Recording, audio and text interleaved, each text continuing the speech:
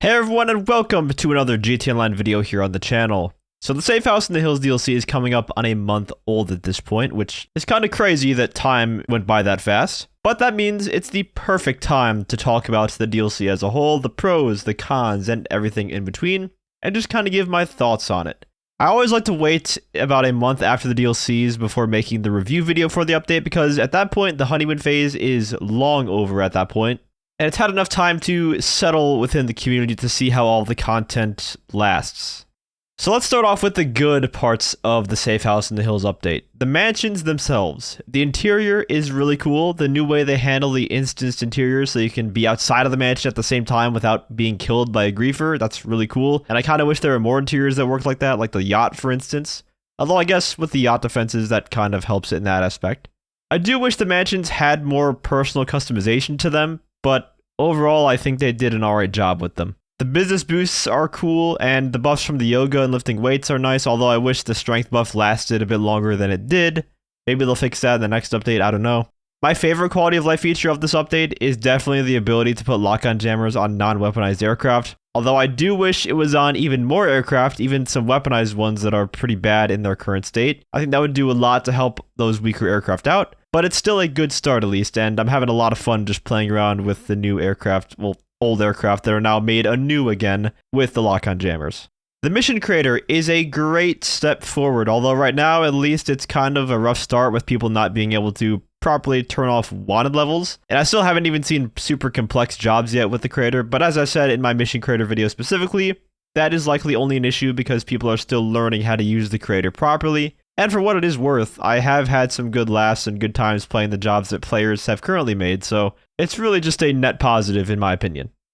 Michael being in a GTA Online DLC is awesome to see. I've been wanting Michael to come back forever. And I do have more to say about his involvement specifically that I'll get into in a little bit, but for the good part of the update, I'm so glad he's back. And his final mission that you do at the mansion, defending it when he activates his ability and time slows down, just absolute peak. It was so awesome. That is probably one of the best missions that's in GTA Online right now. That's how good it is. That mission truly feels like you're playing a single player mission. The No Way mission strand is also pretty good. I thought they did a great job with making the missions a bit more unique, and I also enjoyed speedrunning the missions during my grind to the Tier 4 challenge. That being said, now that I have grinded them a ton, I really don't see a point in doing those missions again unless there is a good bonus for them during an event week, or some new unlocks that you get for doing them during an event too. But I'm not really going to discredit the missions for that though, because replayability, I mean, everything is going to get old at some point if you do it enough times. So I still think the No Way missions were good overall.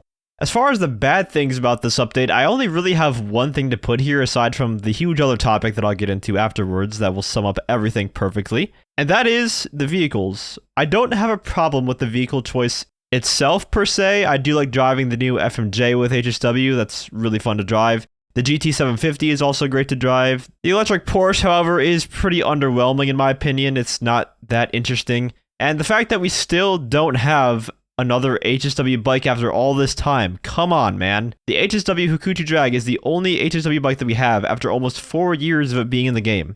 Give us another one. And in fact, why are there only 2 HSW vehicles in this DLC in total? They're adding more drift upgrades than HSW vehicles, which doesn't make any sense to me.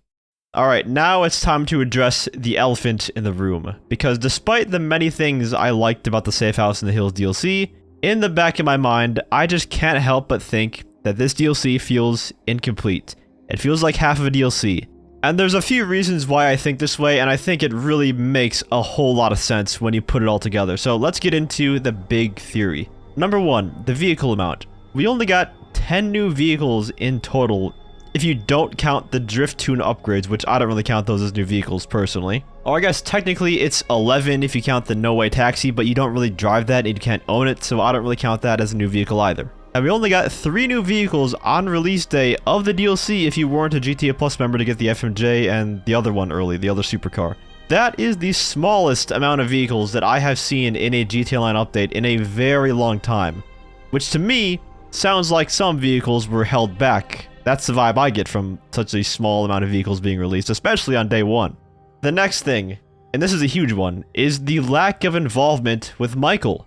You mean to tell me that they bring back one of the most anticipated characters from single player, a character that players have wanted for years to get his own update centered entirely around him, And the most we get is a cutscene in the beginning when you first buy the mansion, and one mission at the end of the DLC with him. 2 cutscenes and 1 mission. That's it. There is just no way, and I'm not talking about the taxis, but there is just no way that that is their entire plan with Michael's involvement in the DLC. I refuse to believe that they'd bring back one of their best characters in Online for such a minor amount of content. It just doesn't make any sense to me. We're missing a whole short trip style of missions with him. Hell, even if you take out the short trip missions from the contract update, Franklin would still have more screen time in that DLC than Michael has here. On top of the fact that we see him all the time in our agency too. Whereas Michael, we obviously don't see him patrolling around our mansion randomly. He's really just not in the DLC enough. And so based on this evidence, my theory is that this update was originally going to be one big final update. But when the GTA 6 delay happened from May to November of 2026, they cut some stuff from this update in order to save content for the next DLC in the summer, or perhaps the spring if they want to wrap up marketing for GTA 6 in the summer instead of releasing a GTA Online update. And then maybe we get the next DLC in the springtime. I don't know. Rockstar themselves even teased this, though, with that mysterious Mr. Faber phone call at the end of the DLC. Hello? Faber here.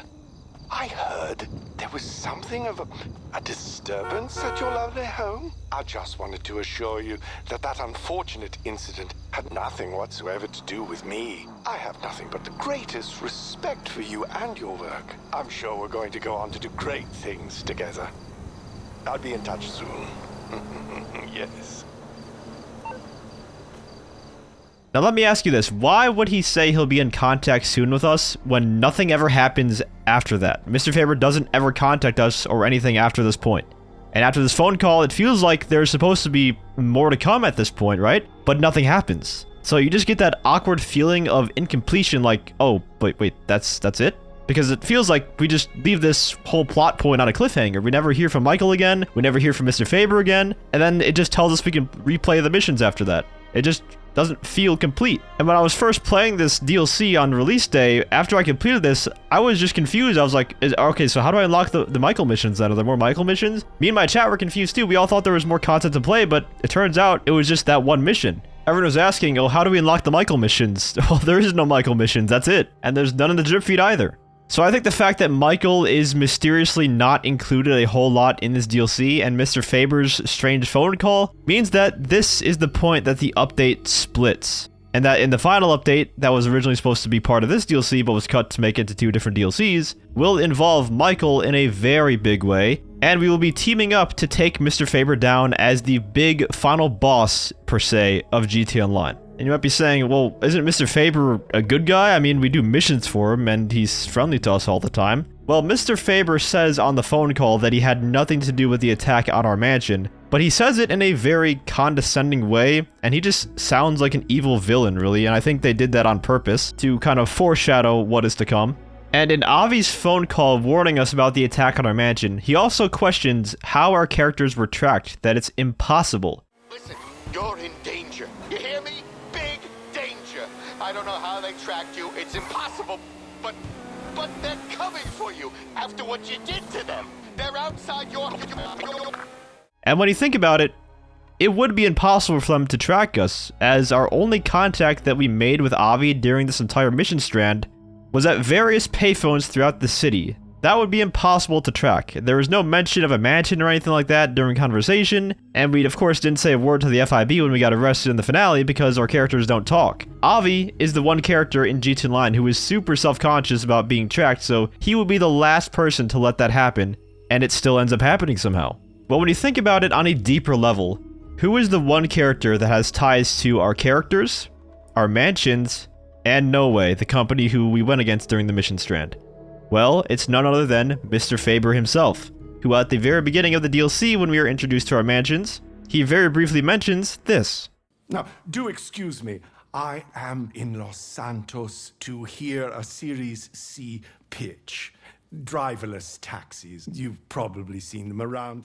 Those driverless taxis he's talking about are, of course, the taxis of the same company that we took down on the mission strand. And Mr. Faber is likely a massive investor into the No Way business, or at least he had plans to invest in it by being at a Series C pitch, because otherwise why would he be there? And as such, our actions to take the company down would obviously piss him off then and make him want to come after us, so it gives him motive. So he is likely the one who tipped off No Way to the location of our mansion to carry out an attack, seeing as he is the only one who would know where our mansion was at, really. He is the missing puzzle piece. He is in the middle of the Venn diagram that connects us and No Way. And he clearly has a lot of power within Los Santos and money, so while it's hard to know how he exactly knew how it was us who attacked No Way, we can assume that he has a lot of methods of tracking people down. Or he could have very well even had a spy within No Way that was working for him. My people are everywhere.